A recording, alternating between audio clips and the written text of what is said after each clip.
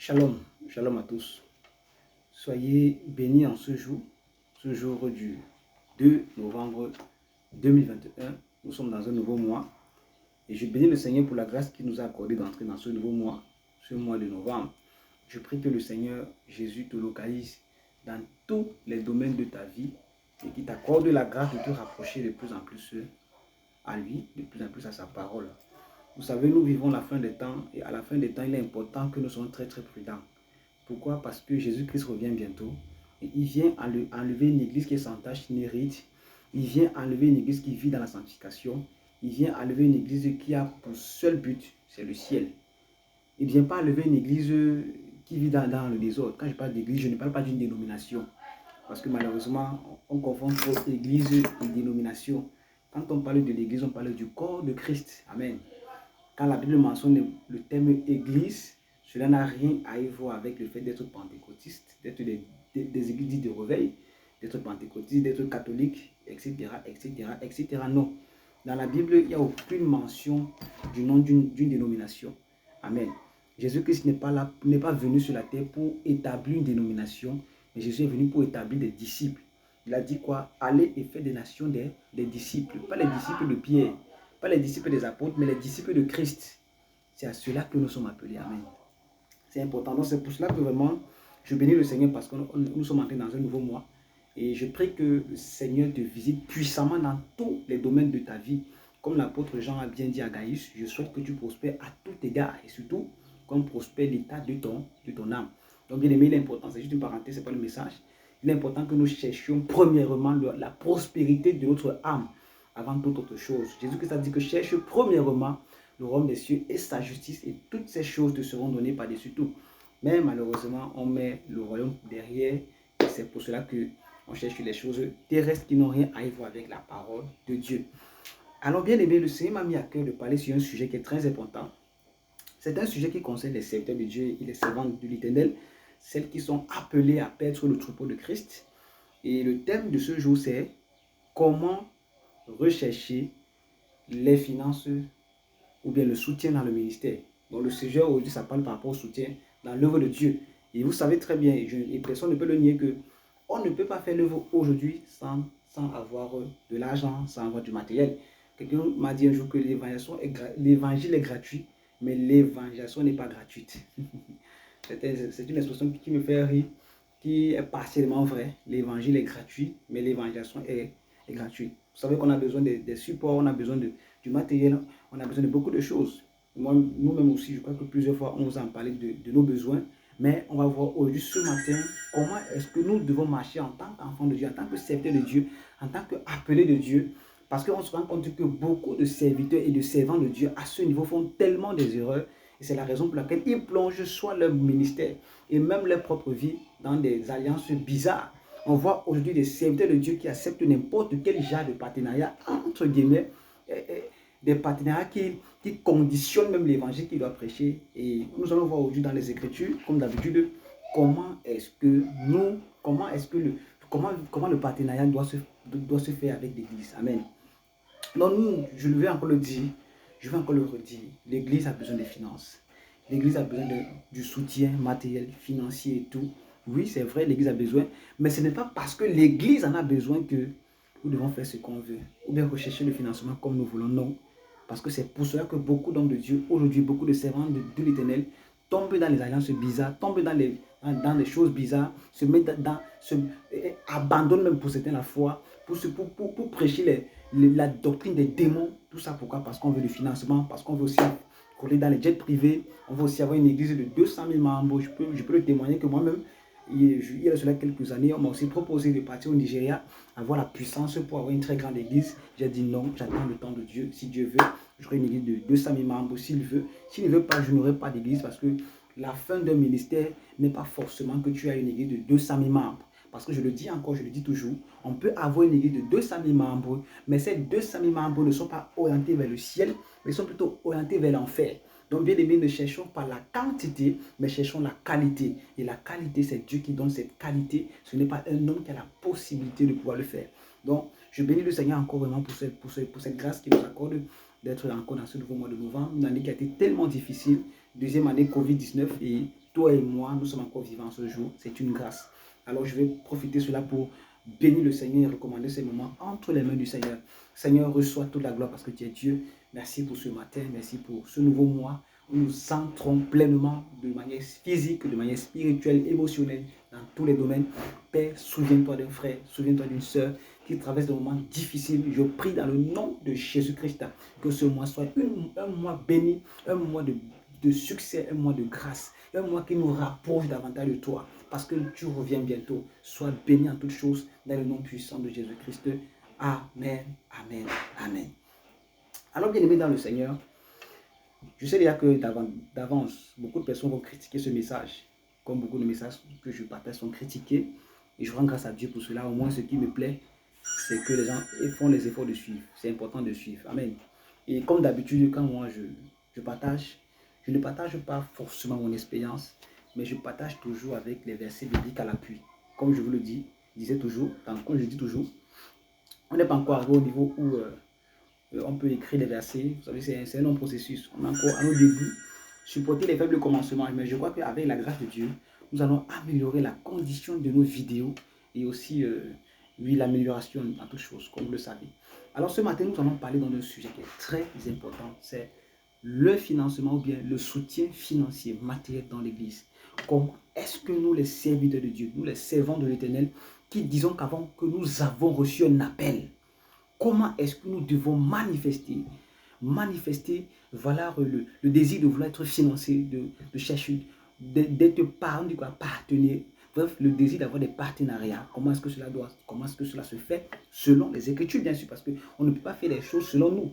J'aime toujours le dire, c'est que nous voulons moderniser le christianisme. Non, on ne peut pas aller au-delà de ce que les apôtres ont prêché. On ne peut pas aller au-delà de ce que les apôtres nous ont laissé, ils nous ont légué, parce que l'évangile n'évolue pas. L'évangile reste intact. Jésus-Christ a dit que terre et ciel passeront, mais ma parole ne passera point. C'est une pure vérité, frère. Bien-aimé, toi, serviteur de Dieu, ou bien toi qui aspires à un appel, si tu veux servir Dieu, si tu veux œuvrer pour Dieu, il est important que tu respectes les critères que, par la grâce de Dieu, le Seigneur va te communiquer par le Saint-Esprit au travers de moi, afin que tu comprennes comment cela se passe. Comment est-ce que, voilà, bien-aimé, le financement peut venir dans la vie d'un appelé, d'un serviteur de Dieu. Alors, je vais introduire d'abord avec un passage très connu dans Matthieu chapitre 10, parce qu'il y a un élément là-bas que je veux que tu soulignes, que je souligne, avant de pouvoir avancer, qui est dans Matthieu chapitre 10. On connaît bien ce passage. Quand Jésus-Christ va envoyer les 12, 2 par 2, c'est dans Matthieu chapitre 10. Alors, on va lire Matthieu chapitre 10. On va un peu lire, on va souffrir du coup, on va lire un peu long, à partir du verset 1. Puis Jésus appela ses 12 disciples et leur donna le pouvoir de chasser les esprits impurs et de guérir toute maladie et toute infirmité. Verset 2. Voilà bon, voici les noms des 12 apôtres. Le premier, Simon, appelé Pierre, et André son frère, Jacques, fils de Zébédée, et Jean son frère, verset 3. Philippe et Barthélemy, Thomas et Matthieu, le collecteur d'impôts, Jacques, fils d'Alphée, et Lébé, surnommé Thaddée, Simon le Cananite et Judas l'Iscariote, celui qui trahit Jésus. Verset 5. Ce sont les 12 que Jésus envoya après les avoir donné les instructions suivantes. N'allez pas vers les non-juifs et n'entrez pas dans les villes des Samaritains. Bon, je crois qu'on va aller pas à pas pour que la lecture ne soit pas trop longue, puisqu'on n'écrit pas les versets. Jésus-Christ dit, écoutez bien ce qui se passe. Jésus-Christ rassemble les 12. C'est Jésus qui rassemble les 12. Ce n'est pas les 12 qui sont rassemblés auprès de Jésus. C'est Jésus qui les rassemble d'abord. Quand Jésus les rassemble, qu'est-ce qu'il fait? Jésus les donne le pouvoir. Amen. Parce qu'il faut un mandat pour partir. Bien aimé, la première chose que tu dois savoir, avant de chercher le partenariat devant, il est important que tu te rassures que, c'est Dieu qui t'appelle.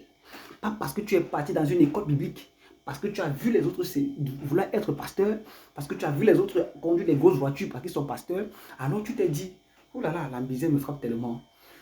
Comment faire pour pouvoir gagner ma vie? Je m'en vais dans une école biblique. Et comme malheureusement, dans nos écoles bibliques, la plupart, on n'accepte pas les personnes qui ont de l'appel, mais on accepte plus les personnes qui ont de l'argent. Alors tu prends ton argent, tu vas dans une école biblique, tu fais 2-3 ans, que tu sois converti ou pas, on s'en fout. Et ensuite tu sors avec un diplôme théologique et maintenant, tu vas aller ouvrir ton église. Malheureusement, la plupart des personnes qui sont serviteurs, servants de Dieu, qui ont des ministères, la plupart ne sont pas appelés, je dois vous dire la vérité, ils ne sont pas appelés. Nous avons lu clairement dans les Écritures que c'est Jésus qui a rassemblé les 12.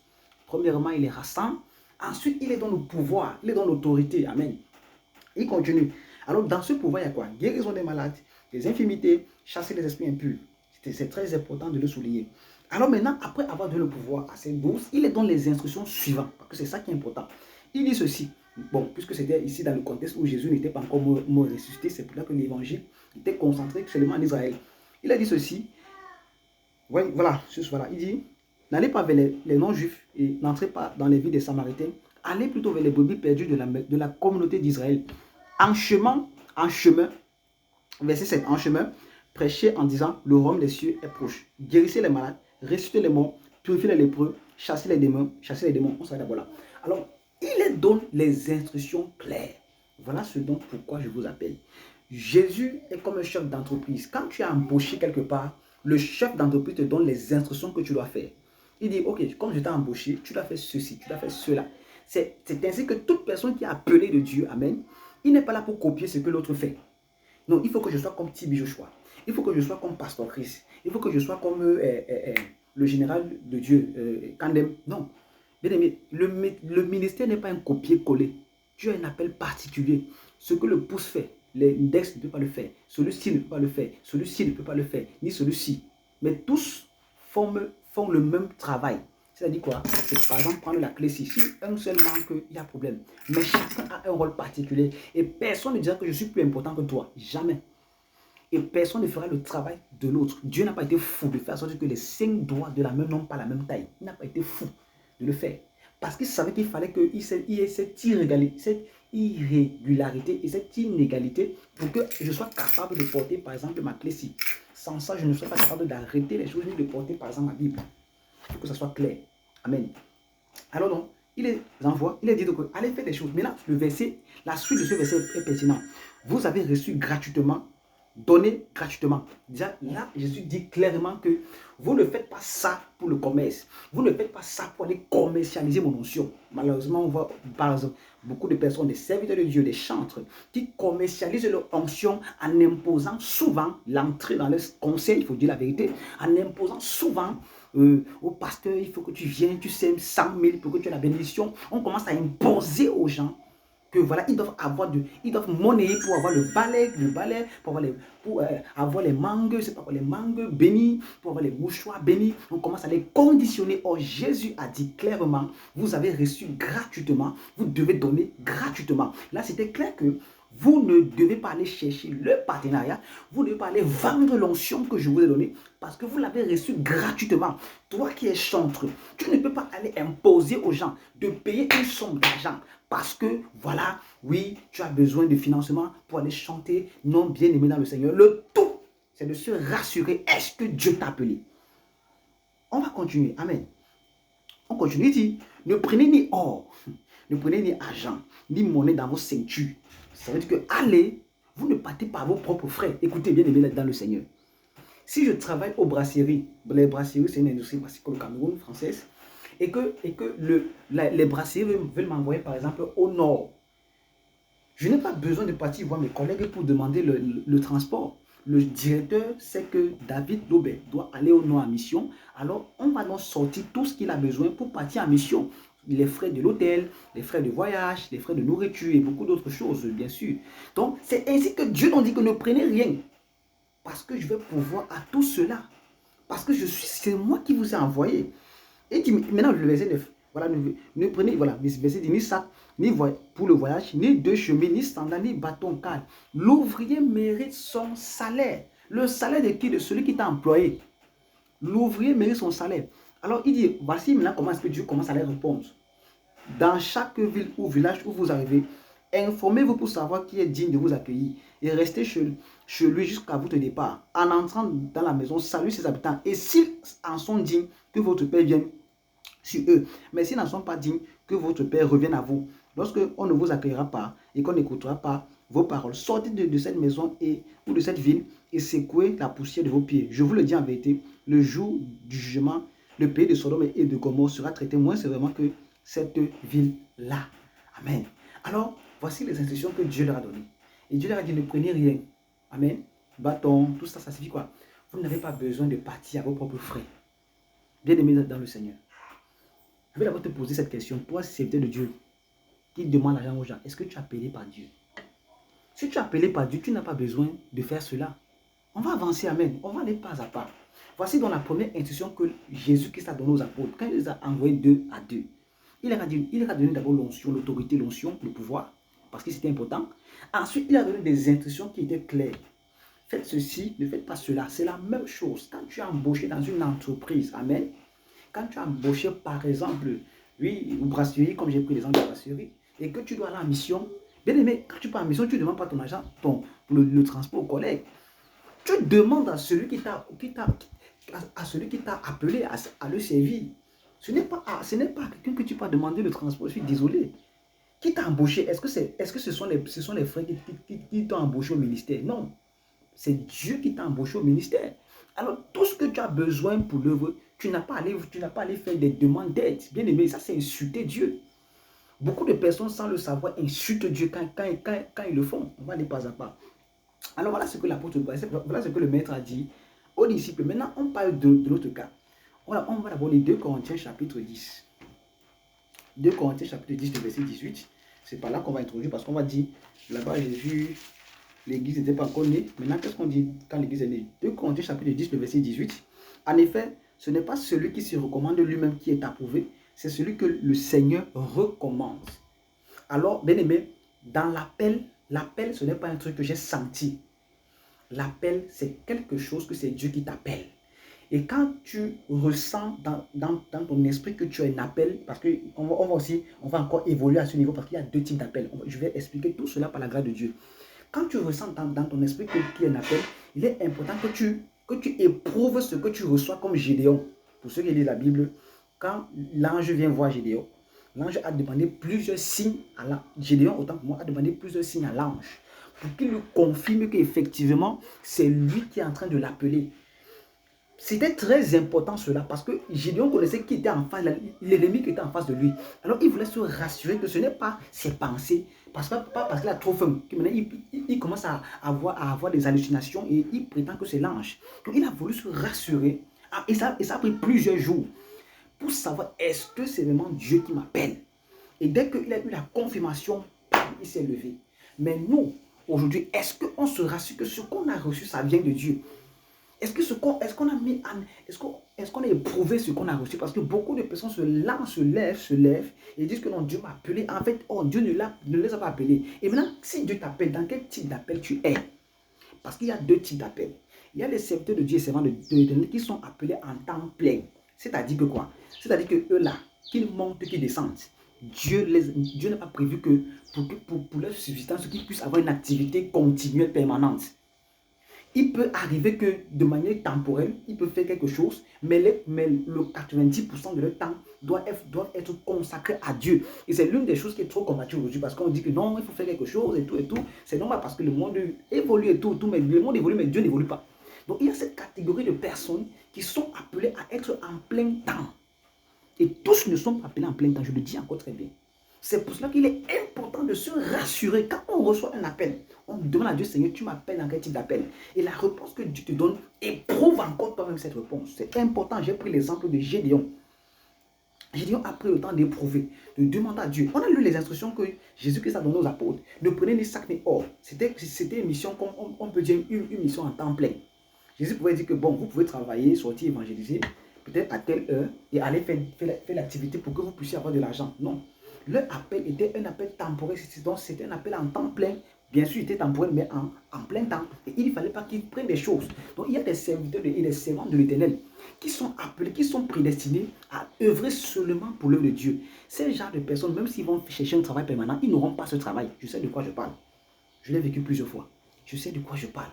Donc, ils vont tout faire, ils n'auront pas. Je connais, au milieu de moi, je connais même plusieurs serviteurs de Dieu aujourd'hui qui vraiment ont même voulu quitter le plein temps, sont allés faire une activité, on me fait l'activité là, et à la fin, bien que c'est même la personne qui a travaillé plus que tout le monde, on donne le salaire de tout le monde, sauf pour lui. Pas parce que le directeur ne l'aime pas, mais parce que ce n'est pas sa vocation là-bas. Et bien aimé, je dois le dire, les chrétiens, l'église doit accepter qu'il y ait des serviteurs de Dieu qui sont appelés en temps plein. C'est une vérité. Amen. C'est une pure vérité. On a pris l'exemple de Jésus qui a envoyé les gens sans rien. Alors, ce genre de personne, Dieu seul sait comment il les nourrit. Dieu seul sait comment il prend soin d'eux. Parce qu'il n'a pas, comme les Lévites dans le temple et les sacrificateurs, il n'a pas prévu que ceux-ci soient actifs pour pouvoir survivre. Alors certaines personnes vont dire que ce sont des pasteurs paresseux qui n'aiment pas travailler, qui ne veulent rien faire. Excusez-moi, vous pensez que le Dieu, c'est pour le travail? Les brebis vous harcèlent chaque temps, parfois même la nuit. On vous appelle. Il faut que vous partez prier pour telle personne. Vous recevez des flèches. Ensuite, quand vous rentrez, vous devez prier pour votre femme, pour vos enfants. Vous pensez que c'est facile? Vous pensez que c'est facile de gérer les hommes? Vous devez gérer et les humains des brebis qui sont difficiles, qui passent le temps à vous insulter, à vous calomnier. Des brebis, bien sûr, il y a aussi celles qui sont reconnaissantes et celles qui ne sont pas reconnaissantes. Vous passez le temps à être arnaqué, à être escroqué, à être des choses qu'on a vécues. Vous pensez que c'est facile? Parfois, il faut jeûner avec telle brebis. Parfois, il faut prendre le temps avec telle brebis. Souvent même, on néglige même nos membres de famille. Vous pensez que c'est facile? C'est plus facile d'être dans son bureau, chercher son argent que de diriger les hommes. Parce que vous êtes appelé à diriger les hommes. Vous êtes appelé à les amener à obéir à Dieu malgré leur état. Parce que malgré leur habitude, malgré leur attitude, malgré leurs humeurs, vous êtes appelé à surmonter tout cela. Vous pensez que c'est une chose qui est facile? Vous pensez que c'est en vain que Moïse a frappé le rocher après 40 ans de leur service avec les animaux? C'était très facile. Il a fait 40 ans, on n'a jamais entendu que à cause d'une brebis s'est fâché. Mais à cause des Israélites, il n'est pas entré dans la terre promise. Vous pensez que c'est facile? Vous pensez que c'est facile? Il est plus facile de diriger une nation. Il est très facile pour quelqu'un de diriger une nation qu'un pasteur de diriger une église. Qu'est-ce que ce soit 2 ou 5 ou 10 ou 20 membres? C'est la chose la plus difficile parce que vous devez gérer des humeurs, vous devez gérer des tempéraments. Souvent, vous êtes amené à... On vous insulte, on vous dit tout du n'importe quoi, mais vous devez supporter cela. Et on dit que non, ça c'est les paresseux qui font ça. Je suis dépassé. Quand on dit que non, ce sont les paresseux qui font ce genre de choses. Bien aimé, on ne peut pas confier une telle responsabilité à un paresseux. C'est impossible. Ne méprisez plus le service des serviteurs de Dieu qui sont en plein temps. Parce que certains ont 5, 6 enfants à nourrir. Vous ne connaissez pas comment ils gèrent ces enfants. Bien heureux ceux qui ont des ministères où il y a un salaire qui passe à tout moment. Gloire à Dieu pour eux. Mais il y en a ceux qui n'ont même pas cette poste, qui n'ont même pas de ministère, mais ils sont appelés en plein temps. Ils ont 5 enfants. Ils ont 8 enfants. Certains vont dire que mais c'est normal, ils n'ont rien fait. C'est blanc qui pompe les enfants. Ça n'a rien à voir, frère. Ça n'a rien à voir. Ils ont des brebis à gérer, ils ont aussi leur famille à gérer. Vous pensez que c'est facile? Vous qui dites que non, c'est les paresseux qui partent faire ça. Les paresseux pasteurs ne vont jamais faire le plein temps. Les paresseux pasteurs ne vont jamais faire le plein temps. Les paresseux pasteurs ne vont jamais accepter ça. C'est eux qui viennent dans le service de Dieu pour vous escroquer, pour vous voler. Ce sont les paresseux pasteurs. Alors, comme je le disais, il y a dans cette partie de serviteurs de Dieu qui sont appelés en plein temps, en temps plein. C'est-à-dire qu'ils ont consacré 90% de leur vie au service du plateau. Et à ce niveau, il y a aussi beaucoup qui font des erreurs. Vous allez voir, il y a souvent des serviteurs de Dieu qui vont en plein temps. Et peut-être après 5 ans, 10 ans, ils abandonnent le plein temps. Ils laissent même le ministère pour aller faire autre chose. Je vais dire ceci, il y a eu deux problèmes. Soit ils n'ont jamais été appelés à servir Dieu, soit ils n'ont jamais été appelés à servir Dieu en plein temps. C'est très important de le souligner. Soit ils n'ont jamais été appelés à servir Dieu, soit ils n'ont jamais été appelés à servir Dieu en plein temps. Alors, si tu n'es pas appelé à servir Dieu en plein temps et que tu vas prendre le plein temps, tu vas souffrir. C'est une pure vérité. Cela n'est pas dit que celui qui est en plein temps, ça coule. Non. Mais au moins, il sait qu'il est là où Dieu veut être. Dieu veut qu'il soit. Mais si toi, Dieu ne t'a pas demandé d'être là-bas, tu crois qu'il va te soutenir? Je vais prendre un cas qui est très simple. Je prends mon dossier. Je m'avais travaillé. Non, je prends mon sac. Je m'avais travaillé aux brasseries. Les brasseries, le directeur ne m'a pas embauché. On me laisse même travailler parce que c'est ce qui se passe avec l'œuvre de Dieu. Je travaille pendant 1 mois. Et plus tard, je vais attendre un salaire du boss. Je n'aurai aucun salaire. Parce que je ne suis pas dans son matricule. Je n'ai pas de matricule. Je n'ai rien. Il va me payer sur quelle base? Parce que j'ai travaillé. Non, j'ai travaillé. Ça l'a aidé. Alors, vous allez voir donc que beaucoup de serviteurs de Dieu, quand ils voient donc que ils prennent par exemple le plein temps, ils voient qu'ils ne sont pas soutenus. Qu'est-ce qu'ils font donc maintenant? Malheureusement, qu'est-ce qu'ils font? Ils commencent donc maintenant à changer l'évangile. Ils commencent maintenant à instaurer des choses au peuple parce qu'ils ont besoin d'argent, parce qu'ils ont besoin de finances. Et c'est très dangereux. C'est la raison pour laquelle je veux te dire, toi qui dis que tu as un appel, dans quel type d'appel tu es? Est-ce que Dieu t'appelle en temps plein? Ou est-ce que Dieu t'appelle en temps partiel? Alors le deuxième type, c'est le type d'appel en temps partiel.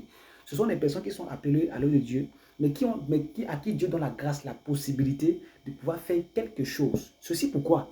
Peut-être parce que Dieu juge en lui que ces gars ne peuvent pas supporter la vie en plein temps. Ils n'ont pas assez de foi, assez de cran pour rester comme ça, faire seulement l'œuvre de Dieu et en même temps travailler. Donc faire seulement l'œuvre de Dieu sans travailler, ça peut les frustrer, ça peut les pousser à faire beaucoup de choses. Ça peut même les pousser à torturer l'évangile. Alors Dieu leur permet qu'ils puissent avoir une activité et l'activité leur permet aussi en même temps de pouvoir prendre soin d'eux et aussi prendre soin d'eux et aussi voilà, pouvoir faire l'œuvre de Dieu sans se compromettre. Donc il est important de connaître ce type d'appel. Alors on peut avoir un appel en plein temps et aller bien sûr aussi faire une activité et ça ne donnera toujours pas. J'en connais quelques exemples vivants.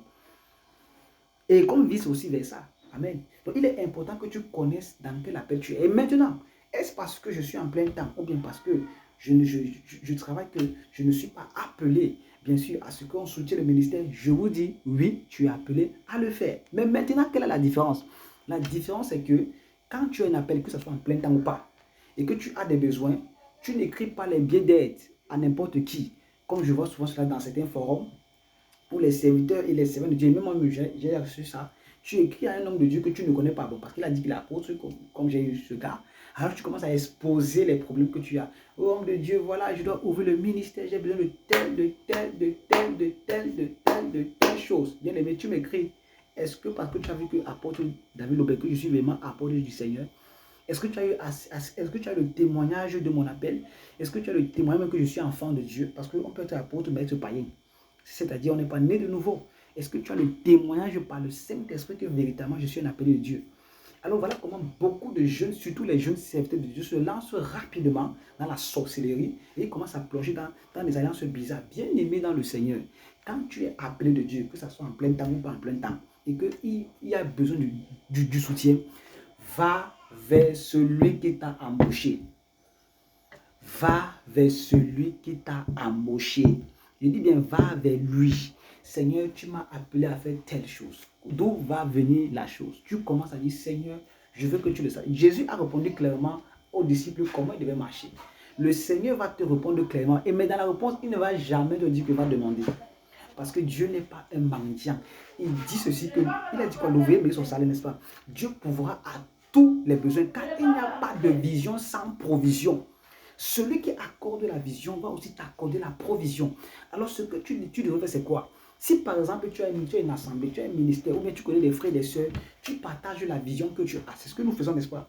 Nous partageons la vision, nous disons, on a besoin de tel soutien, que chacun donne comme il a résolu en son cœur. C'est comme ça qu'on devait faire. Et non se lever. Allez dire, je veux le partenariat. Qui est prêt à donner 10 000 francs par mois, à donner 5 000 francs par mois? Qui est prêt à soutenir comme ça? Et on commence à mettre des choses. Oh, celui qui donne beaucoup, on commence à tordre l'évangile. Il faut que tu donnes. Celui qui donne beaucoup va recevoir beaucoup. Tout ça pourquoi? Parce qu'on a un objectif à atteindre. Bien aimé, je vais vous choquer. Je connais un frère qui m'a raconté une histoire qui s'est passée ici à Douala. C'est un ministère qui organisait un programme. Et dans ce programme, l'apôtre qui était le hôte de ce programme disait que le Saint-Esprit lui dit que 10 personnes ici doivent sortir donner 100 000. Et quand il a dit ça, plus de 10 personnes sont sorties, ils ont donné l'argent, ils ont versé beaucoup d'argent. Et après le programme, le frère a posé la question à l'apôtre, mais apôtre, n'est-ce pas, tu as dit que le Saint-Esprit a dit que 10 personnes ici doivent sortir et donner 100 000 francs. Mais il y a eu plusieurs personnes, il y a eu plus de 10 personnes qui sont sorties. Est-ce que le Saint-Esprit ne sait plus compter? Alors l'homme de Dieu a dit, frère, laisse seulement. Toi-même, tu connais qu'on a besoin d'argent pour soutenir l'œuvre. J'ai seulement fait ça pour que l'argent puisse sortir, parce que toi-même, tu connais tous les projets qu'on a. Écoutez, cet homme a osé mentir en disant que le Saint-Esprit a dit. Le Saint-Esprit a dit. Il a osé mentir en mentionnant le nom du Saint-Esprit. Est-ce qu'il était même conscient que le péché, le blasphème contre le Saint-Esprit est impardonnable? Pourquoi ne pas tout simplement dire la vérité que frère, on a besoin du soutien, que celui qui a 100 000 francs vient donner 100 000 francs. Mais comme il fallait que les gens sortent de l'argent, et comme on sait que le mot de passe des chrétiens, c'est le Saint-Esprit, mais Jésus a dit, alors, il savait que l'argent devait sortir.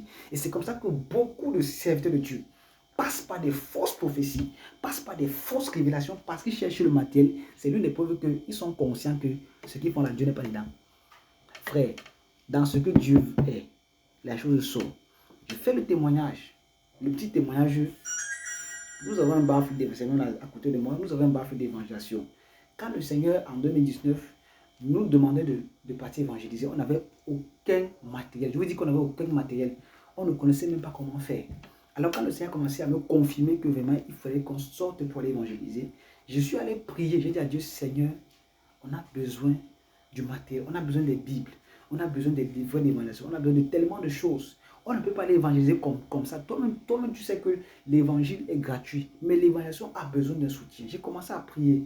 Et c'est comme ça que le Seigneur m'a inspiré. Qu'est-ce que j'ai fait?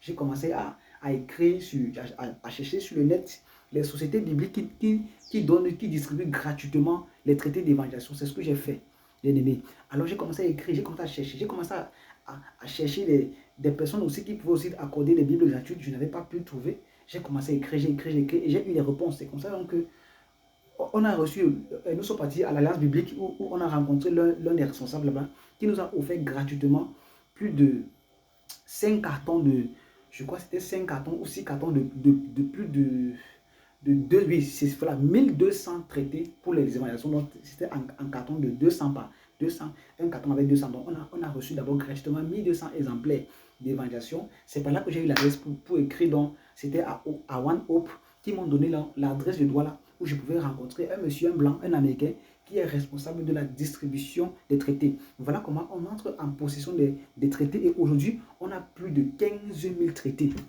Voilà comment Dieu a commencé à bénir. Sans toutefois aller dire que je veux le soutien. J'ai prié, Dieu m'a donné la sagesse et c'est comme ça que j'ai commencé à œuvrer. Alors, qu'est-ce qui manquait? Oh Seigneur, il nous faut les Bibles. Pour les Bibles, là maintenant, il faut de l'argent, ça c'est clair. Qu'est-ce qu'on a fait?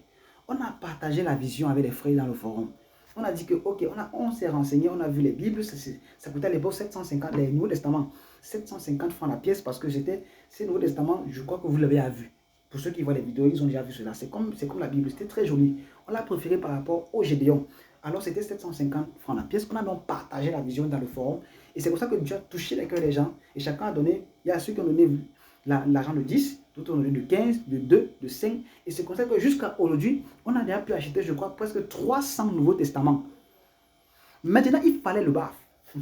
Et pour le baffle, on a partagé la vision. Beaucoup de personnes disent qu'ils vont soutenir. Mais un jour, un frère m'a appelé du Nord. Il m'a dit que frère, le Seigneur m'a demandé de t'acheter un baffle. Il m'a dit, le baffle c'est combien? Je lui ai dit la somme. Il a envoyé intégralement la somme. On a acheté le baffle et on pouvait faire l'évangélisation. Bien aimé, sans toutefois avoir fait des billets d'aide, sans toutefois avoir, non, c'était orienté par le Saint-Esprit et le Seigneur a touché les cœurs ci, par là. Bien aimé, même pour les voyages, c'est ce qui s'est toujours passé avant la COVID-19. Alors quand Dieu ne permet pas quelque chose, qu'est-ce qu'on fait? On s'arrête. On ne force pas. L'œuvre de Dieu, on ne force pas, frère. Si le Seigneur t'a appelé à le servir, laisse que le Seigneur lui-même accorde la provision. Quand il dit qu'il n'y a pas de vision sans provision, ce n'est pas à toi de partir chercher la provision. Quand tu es dans une entreprise, tu ne demandes pas ton salaire à ton collègue. Ton collègue aussi dépend.